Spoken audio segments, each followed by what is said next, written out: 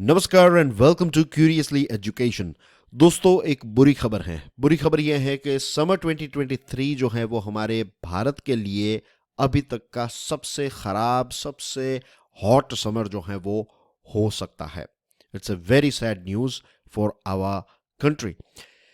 आप सब जानते होंगे कि पेरिस एग्रीमेंट के टाइम पर पूरी दुनिया ने यह तय किया था कि जो एवरेज ग्लोबल टेम्परेचर जो है ये 1.5 डिग्री सेल्सियस से ज़्यादा बढ़ना नहीं चाहिए।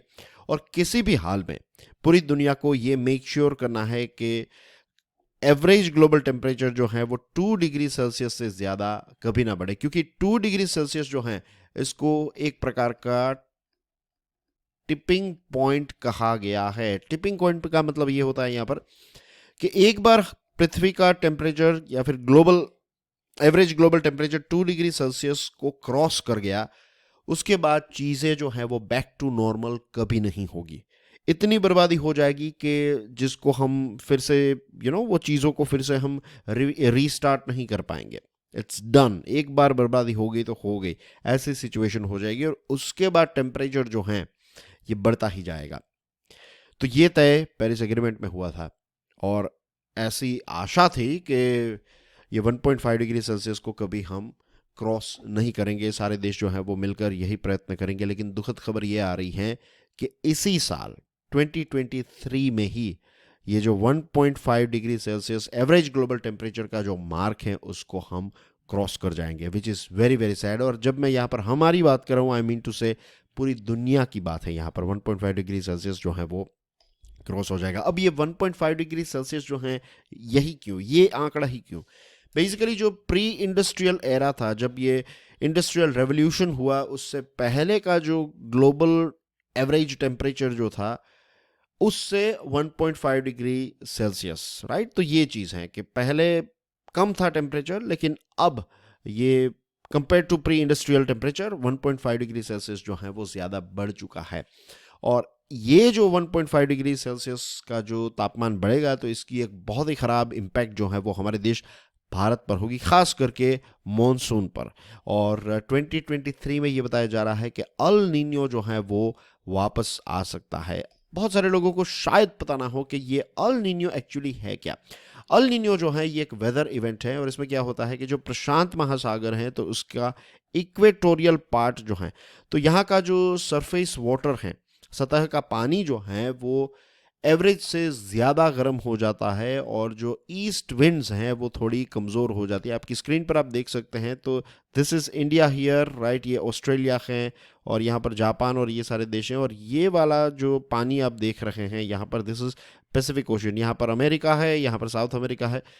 तो as you can see here कि जो इक्वेटोरियल बेल्ट हैं, तो यहाँ पर पानी जो है वो बहुत ज़्यादा गर्म हो गया, और ये पानी जो है, ये हवाएं जो है वो इस तरफ बहती हैं, और ये सरफेस वाटर जो है उसको यहाँ पर लेकर जाती है, और यहाँ पर इकट्ठा हो जाता है ये गर्म पानी। अब ये जो वेदर इवेंट है, इसकी इम्पैक्ट ये होती है कि भारत और भारत जैसे जो देश हैं, इंडो पैसिफिक रीजन के बहुत सारे देश जो हैं, उनकी हालत ये अल नीनियो की वजह से बहुत ज़्यादा ख़राब हो जाती है। बेसिकली अल नीनियो जो है ये भी एक जो बड़ी ग्लोबल वेदर इवेंट है उसका पार्ट है, जिसको कहते हैं अल नीनियो सदर्न ऑसिलेशन, राइट। और इसमें क्या होता है कि सी लेवल एयर प्रेशर पैटर्न जो है वो चेंज हो जाती है सदर्न पैसिफिक ओशन में। तो बेसिकली आपको यही चीज़ समझनी है कि अल नीनियो के टाइम पर गर्म पानी जो है वो यहाँ पर इकट्ठा हो जाता है, और इसकी वजह से एक चेन ऑफ इवेंट जो है वो स्टार्ट हो जाती है। अब क्लाइमेट साइंटिस्ट्स और मेट्रियोलॉजिकल एजेंसीज जो हैं, उनका कहना यह है कि अल नीनियो जो है ये क्लाइमेट चेंज को और ज़्यादा ख़राब कर देगा, और इसकी इम्पैक्ट ये होगी कि कुछ समय के लिए हमारी पृथ्वी का टेम्परेचर जो है ये 1.5 डिग्री सेल्सियस से भी थोड़ा ज़्यादा हो सकता है। और जैसे मैंने आपको बताया कि इंडो पैसिफिक रीजन जो है, तो जिसमें भारत भी शामिल है, तो यहाँ पर बहुत सारी जगहों पर हीट वेव्स होगी, बहुत सारी जगहों पर बाढ़ आ सकती है, और बहुत सारी जगहों पर बहुत ज़्यादा सूखा पड़ेगा। हमारे IMD यानी कि इंडियन मेट्रोलॉजिकल डिपार्टमेंट के डायरेक्टर जनरल मृत्युंजय मोहपात्रा साहब जो हैं उन्होंने ये बताया है कि अभी थोड़ा अर्ली है इसको गैस करना कि अल नीनियो आएगा नहीं आएगा। वैसे दुनिया की अलग अलग एजेंसीज जो हैं, फॉर एग्जांपल ऑस्ट्रेलिया जो हैं, तो उनकी एजेंसीज का कहना यह है कि अल नीनियो इस साल 2023 में आ सकता है। लेकिन भारत जो है, भारत का कहना यह है कि हमें मार्च 2023 तक वेट करना पड़ेगा। मार्च 2023 तक पूरा पिक्चर जो है वो क्लियर हो जाएगा। Let me tell you one thing कि जिन जिन साल में ये अल नीनियो हुआ है, बेसिकली ये लगभग 4-5 सालों में एक बार अल नीनियो का साल होता है।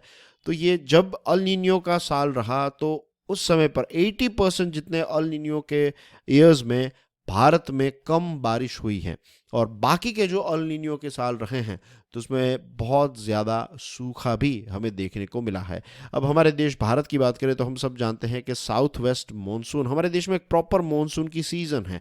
जून से इसकी शुरुआत होती है और सितंबर में ये ख़त्म हो जाती है। और साउथ वेस्ट मॉनसून की सीज़न जो है तो इसमें लगभग 70% जितनी बारिश हमारे देश में इन 4 महीनों में होती है।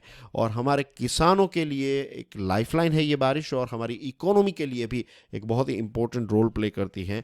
And it is very important कि हमारे देश में प्रॉपर बारिश का डिस्ट्रीब्यूशन हो। कुछ जगहों पर ज़्यादा बारिश हो जाए, कुछ जगहों पर ना पड़े, तो इसका कोई फ़ायदा नहीं होता है, इससे बेसिकली नुकसान होता है। लेकिन एक प्रॉपर स्प्रेड हो बारिश का तो ये हमारे देश के लिए, हमारी इकोनॉमी के लिए, हमारे किसानों के लिए एक बहुत ही अच्छी बात होती है। लेकिन अल नीनियो जो है वो हमेशा चीज़ों को डिस्टर्ब कर देता है। 2009 का जो साल था वो अल नीनियो वाला साल था, और उस समय पर हमारे देश में बहुत ज़्यादा सूखा पड़ा था और लगभग 22% कम बारिश हुई थी। और जिन जगहों पर बारिश हुई थी तो वहाँ पर 60% जितने एरिया जो हैं हमारे देश में, तो वहाँ पर कम बारिश हुई थी। बहुत ही स्कैंटी रेनफॉल जो है वो हुआ था।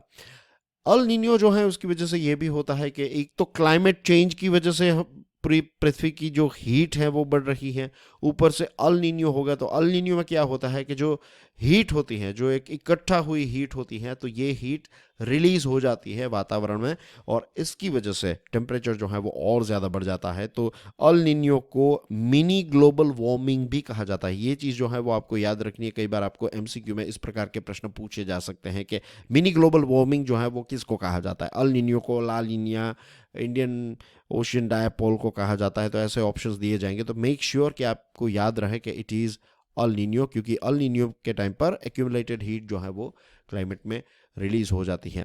अब अल नीनियो की वजह से और ये जो वेदर में एक या फिर क्लाइमेट में एक बदलाव आया है, उसकी वजह से क्या हो रहा है कि वे सारे इवेंट्स जो 50 साल में एक बार होते थे अब 20-20 सालों में होने लगे हैं। फॉर एग्जांपल टेरा फ्लड जो है वो 100 सालों में एक बार होने वाले इवेंट थे, लेकिन अब ये 100 साल के अंदर 2-3 बार होने लगे हैं। Same thing goes with cyclone, same thing goes with floods, droughts etcetera.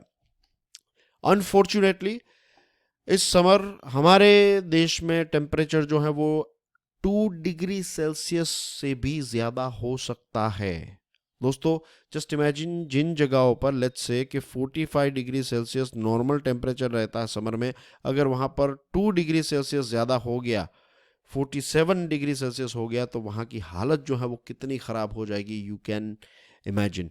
Landlocked राज्य जो हैं हमारे सेंट्रल इंडिया के और नॉर्थ वेस्ट स्टेट्स जो हैं, जैसे कि इसमें दिल्ली और उत्तर प्रदेश भी आ गए, तो कहा जाता है 2023 में इन सारे क्षेत्रों में बहुत ज़्यादा हीट वेव्स जो है वो हमें देखने को मिल सकती है। महाराष्ट्र, गुजरात और पंजाब में बहुत ज़्यादा बाढ़ आ सकती हैं। और बेसिकली हमारा देश जो है भारत, तो ये एक प्रकार का सब कॉन्टिनेंट है, तो इसकी वजह से ये सारी इवेंट्स जो हैं इसकी इम्पैक्ट हमारे देश पर काफ़ी ज़्यादा होती है। एनीवे, यहाँ पर एक ही सॉल्यूशन है, और वो ये है कि हर एक राज्य के पास शॉर्ट, मीडियम और long term climate adaptation strategy जो है वो होनी चाहिए, और सिर्फ होने से कुछ नहीं होगा, इसका इम्प्लीमेंटेशन भी करना होगा। तो अभी तक की हमारी जो डिस्कशन हुई दोस्तों, इससे हमें ये पता चल गया है कि 2023 का जो समर है वो अपने आप में बहुत ही डेंजरस हो सकता है। तो we need to prepare ourselves in advance.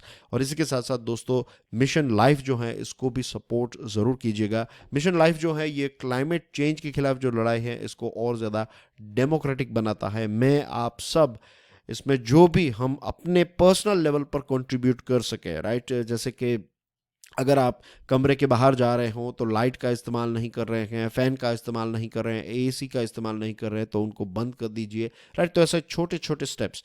कहीं पर आप देख रहे हैं कि जो वाटर टैप है तो वो खुला है, उसमें से पानी बह रहा है, ऐसे ही वेस्ट हो रहा है, तो उसको बंद कर दीजिए।